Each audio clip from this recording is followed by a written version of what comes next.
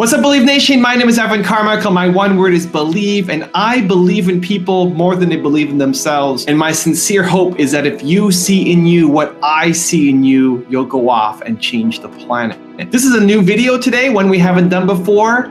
It's called How Billionaires Think. Success advice from the top. There's some key messages here that I hope you'll take with you to start seeing the world in a little different way. And some of that rubs off onto you to help you go off and do amazing things. Enjoy.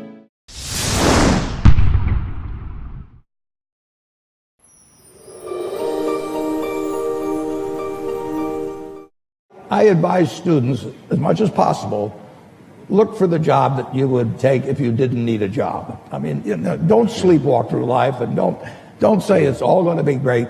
I'll do this and I'll do that, and I'm just marking time till I get to be older. That, as I've told people, that's like saving up sex for your old age. I mean, it just is not it is not a good idea. Yeah.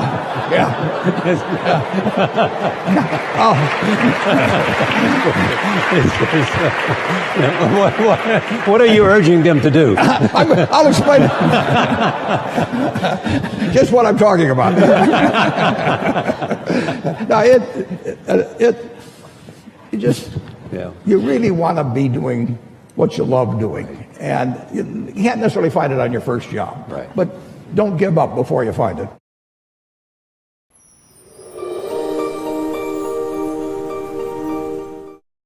First of all, I really need to give some thought to how can I provide advice that would be most helpful, and I'm not sure I've given enough thought to that to give you the best possible answer. But I think certainly being focused on something that you're confident will have high value to someone else, and just being really rigorous in making that assessment, because people tend to, a natural human tendency is wishful thinking. So a challenge for entrepreneurs is to say, well, what's the difference between really believing in your ideals and sticking to them versus pursuing some unrealistic dream that doesn't actually have merit? And that is a really difficult thing to tell you. Can you tell the difference between those two things? Right. So you need to be sort of very rigorous in your self-analysis. I think certainly extremely tenacious, and then just work like hell. I mean, you just have to put in 80 to 100-hour weeks every week. Gosh. And that's then a lot of work. All those things improve the odds of success. Okay. I mean, if other people are putting in 40-hour work weeks and you're putting in 100-hour work weeks, then even if you're doing the same thing, you know that in 1 year you will achieve what they achieve. You will achieve in 4 months what it takes them a year to achieve.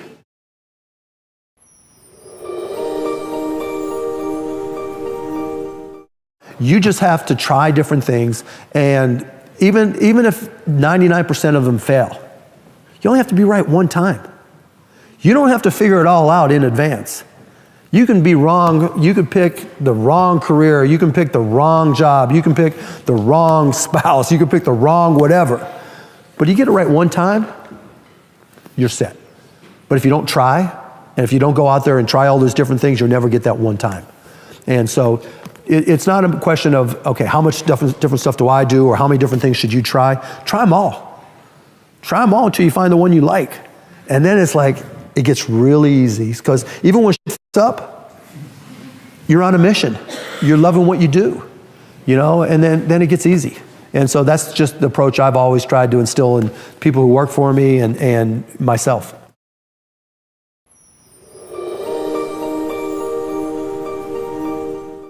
So it's easy to have ideas. It's very hard to turn an idea into a successful product. There are a lot of steps in between, and it takes persistence, relentlessness. So I always tell people who think they want to be entrepreneurs, you need a combination of stubborn relentlessness and flexibility. And you have to know when to be which. And basically, you need to be stubborn on your vision, because otherwise it'll be too easy to give up.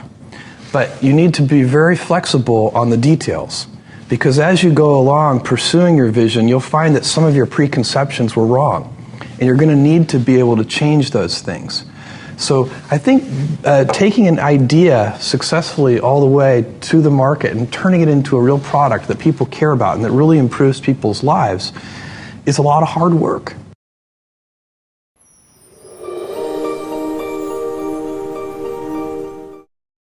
I spent a bunch of time analyzing and reflecting on why it was that we were even able to do it, because all reasons suggest that we shouldn't have been able to do it, right? Because all these other companies had way more engineering power and servers and time and money and all this stuff. And I actually think that this is a pretty instructive thing for anything that you want to go do, because this is the same property is going to be true for anything that you guys start, is that someone else is going to have more resources and be able to do it.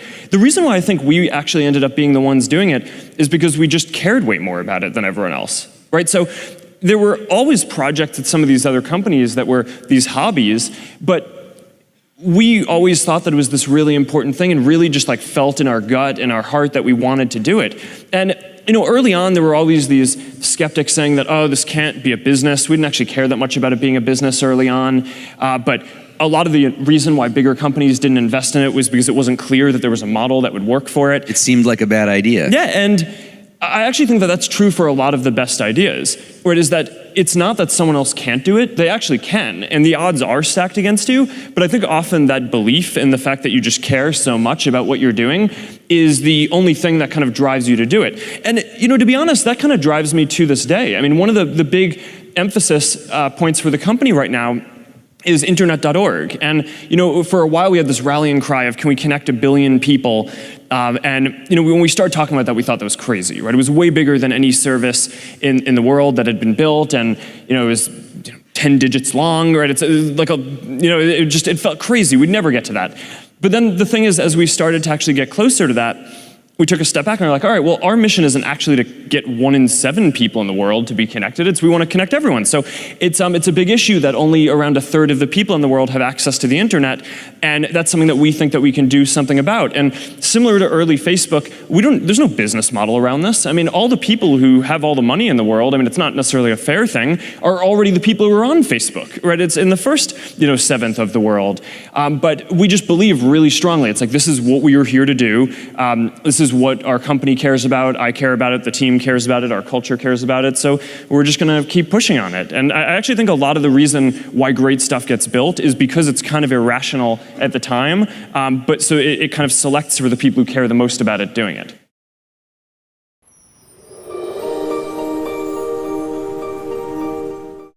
We are not a company that normally China call it. We call ourselves a company that's running a platform, a company that is running an ecosystem. We are almost everywhere. People say, Jack, you are in the B2B and B2C, and you're calling C2B on the finance and online payment, logistics, cloud computing. You are everywhere. Not because we're greedy, not because we want to do it, because we have to do it. If we do not do it, China e-commerce in the years will collapse. I remember 9 years ago when I started at Alipay, people say, Jack, don't touch the financing sector because it's illegal, you may be in prison. And we taught ourselves, if we don't do it, the China e-commerce will always like a chat room. Everybody say, it's a good thing, and I don't pay, you don't get the things. So I say, well, put me in the prison. Let's make sure that Alipay, the payment solution, works. And people say the payment solution is such a stupid idea. It's an escrow service. I pay you, hold the money, and you get the things. You pay the money. If you don't get the things you want, return the money. They say it's a stupid product. And I say, as long as it solves the problem, I like stupid things, Let's make stupid things smart. Keep on improving every day.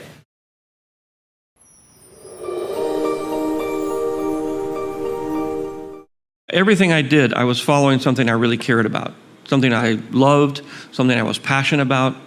And I kept following that passion, whether it was cars, whether it was anthropology, whether it was art, photography. And eventually it led me to my huge passion, my real passion, which was making movies, which combined all of those things. And I realized that had I gone on to get my degree in anthropology, I would have probably made anthropological movies in New Guinea or someplace, and eventually been on National Geographic and the History Channel, and been then making features, and I'd have done Star Wars just the same. If I'd have gone to Art Center and become an illustrator, I would have probably started doing animation and doing animated films and making animated things, and then ultimately I would have gone on and been right where I was. So no matter which route I took, because I cared about all of them, they all led to the same place. Had I done what my father had wished me to do, which is to go into the office equipment business with him, which I knew I wasn't going to do, I knew I hated that, my life would have been unpleasant. And so I think it's very important not to do what your peers think you should do, not do what your parents think you should do, or your teachers, but to do what you inside, or even your culture thinks, but do what's inside you.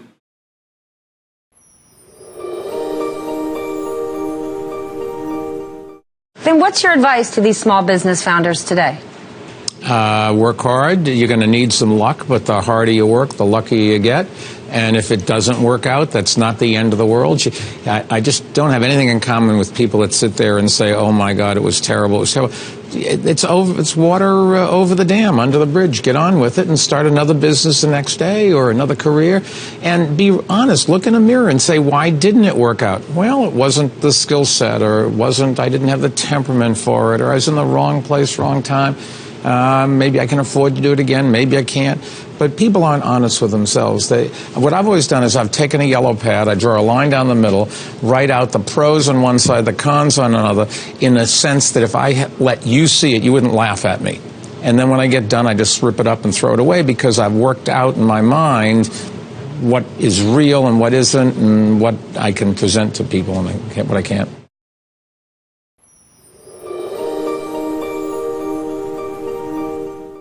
I mean, what made you single-handedly decide to replenish America's bison herd? Save everything. Remember, I'm supposed to be shooting for something that's impossible to have happen in my lifetime. And he has done the impossible many times, like the 1979 Fastnet race off the coast of England. A massive storm whipped up winds and waves that left 15 sailors dead. To this day, it's considered the most dangerous ocean race ever. And Ted didn't just survive, he won. And that's where we started our conversation about his amazing life. Was there ever a moment that you thought you wouldn't make it? No. But I didn't spend a whole lot of time thinking about not making it. I was trying to figure out how to keep going. Were you afraid? No. Did you ever think of not going through with the race? Was it ever... Dropping out? No way. That would have been like dropping out with CNN.